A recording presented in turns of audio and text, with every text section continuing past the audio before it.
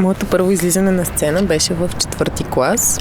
Учителката ни задължи да излезем с бели панделки, но аз нямах такива и трябваше специално да ушием за случая. В деня на концерта се наложи да отида сама до работата на майка ми, за да ги взема. И за първи път отивах някъде сама в града. Майка ми обясни как да стигна. Трябваше да сменя 2 автобуса.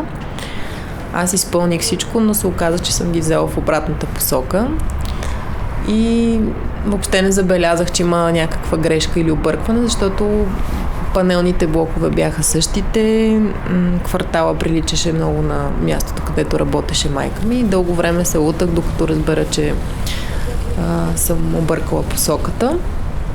И в крайна сметка, след цялото лутане, един човек ми обясни как да стигна до моя квартал и аз се върнах и накрая се качих на сцената без бели панделки.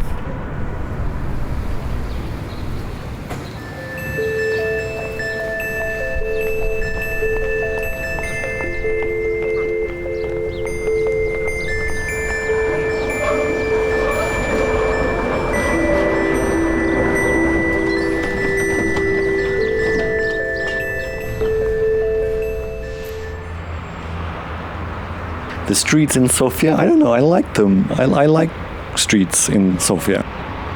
You really have to go and discover the things. They're not laid out on a plate for you.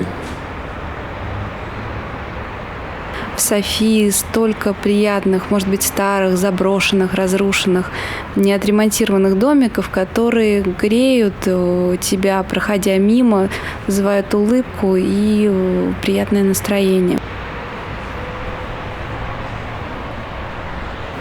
Моята улица, на която живеем, ме прави щастлив. Добавя някакво усещане на дом, на пълнота, което нямам на друго място.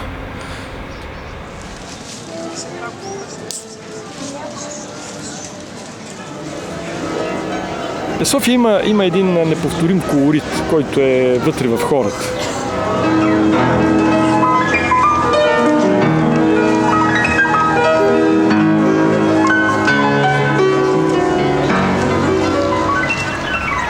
Дядо ми много обичал да ходи на Витоша всяка събота и неделя.